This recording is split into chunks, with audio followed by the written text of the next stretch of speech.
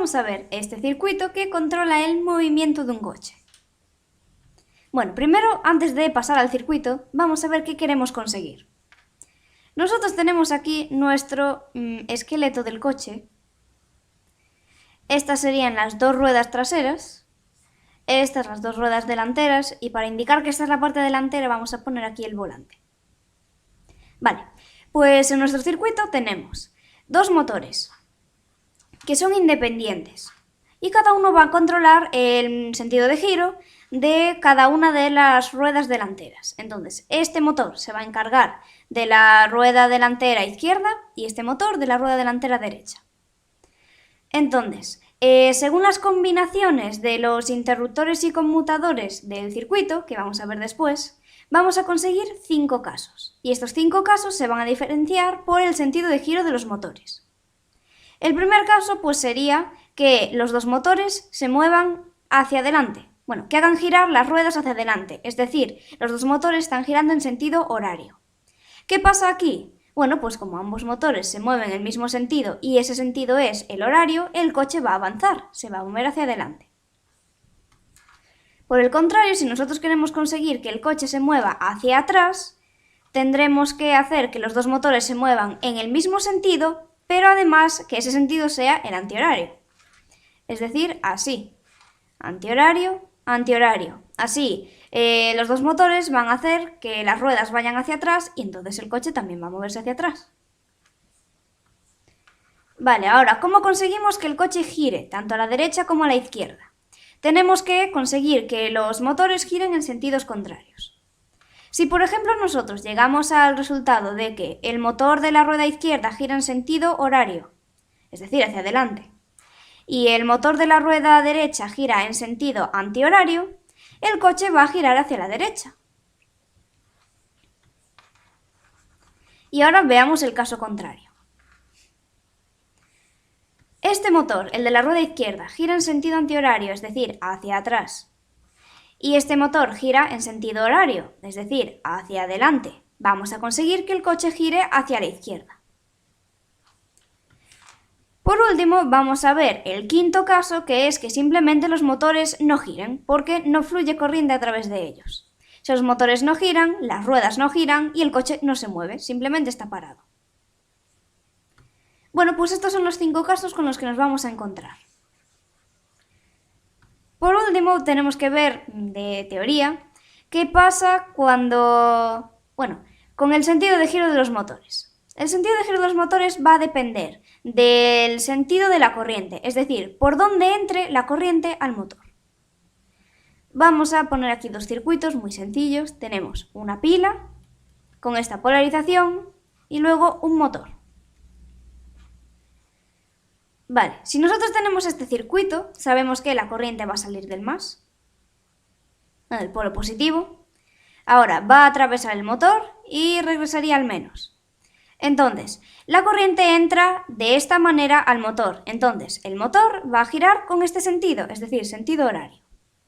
Si por el contrario nosotros cambiamos el sentido de la pila, es decir, ponemos aquí el polo negativo y aquí el polo positivo, y bueno, el motor sigue igual, ahora la corriente va a entrar por el otro lado, porque va del polo positivo, al polo negativo. Entonces la corriente entra así al motor y entonces va a hacer que gire en sentido contrario, es decir, sentido antihorario. Pues ahora ya sí, vamos a pasar al circuito. Para analizar cada uno de los casos, que hemos visto antes, vamos a poner todas las combinaciones que podemos hacer con este interruptor y los dos conmutadores. Como ya sabemos, los interruptores y los conmutadores tienen dos posiciones. Esas posiciones las vamos a nombrar con un 0 y con un 1. Entonces, vamos a decir que la posición de abierto del interruptor va a ser el 0 y cuando esté cerrado va a ser el 1. Y para los conmutadores, cuando estén en esta posición va a ser el 0 y cuando estén en la posición contraria va a ser el 1. Al final nos salen 8 combinaciones. Y esas 8 combinaciones serían, pues, la típica tabla de verdad,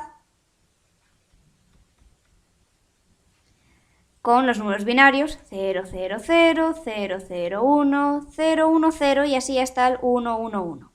Vamos a irlos viendo. Comenzamos con el 0, 0, 0. Vemos que ya tenemos todos nuestros interruptores y conmutadores en esa posición. ¿Qué pasa con los motores? Vemos que no giran. Bueno, esto quiere decir que no fluye corriente a través de ellos. Vamos a ver por qué. Comenzamos el recorrido de la corriente en masa, por establecer un punto. Entonces la corriente fluiría por los cables y ahora tendríamos dos caminos posibles. El primero sería irnos por el interruptor y el siguiente seguir avanzando. Está claro que en este caso no podemos irnos por la rama del interruptor porque está abierto y necesitamos un camino cerrado. Así que vamos a avanzar. Iríamos por aquí y ahora volvemos a tener una bifurcación. Podría ir o por el conmutador C o por el conmutador B.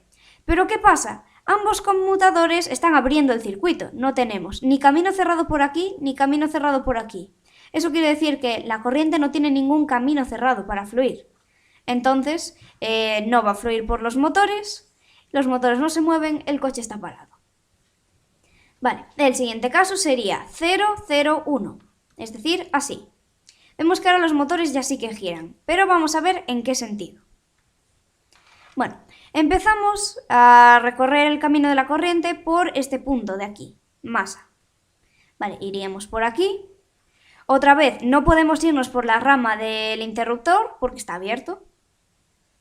Continuaríamos y ahora, por el conmutador B no podemos pasar, el camino está abierto, pero sí por C. La corriente atraviesa el primero de los motores, luego pasa por el segundo y ya cerramos el circuito volviendo a masa. ¿Pero qué ha pasado? Ahora, el motor de la rueda derecha va a girar en sentido antihorario, porque la corriente le entra así. Pero el motor de la rueda izquierda va a girar en sentido horario, porque la corriente le entra en el sentido contrario a este motor. Entonces, si este motor gira hacia adelante y este motor gira hacia detrás, vamos a conseguir que el coche gire hacia la derecha, porque esta es la parte de delante. Vale, siguiente caso, sería 0, 1, 0. Lo ponemos y vemos que los motores giran, pero vamos a analizar en qué sentido. Comenzamos. La corriente fluiría por aquí, no podemos ir por el interruptor A, por lo mismo de antes. Ahora, por el interruptor C es por el que no podemos ir porque el camino está abierto, así que tendremos que pasar por B. Fluye la corriente a través del primer motor, del segundo y ya directamente volvemos a masa. Entonces, ahora el motor de la rueda delantera izquierda gira en sentido antihorario, es decir, hacia atrás. Y el motor de la rueda delantera derecha gira en sentido horario, es decir, hacia adelante. ¿Qué conseguimos? Que el coche gire hacia la izquierda. Siguiente caso sería 0, 1, 1. Vale, 0, 1, 1. Vemos que no gira ninguno de los motores, pero vamos a ver por qué.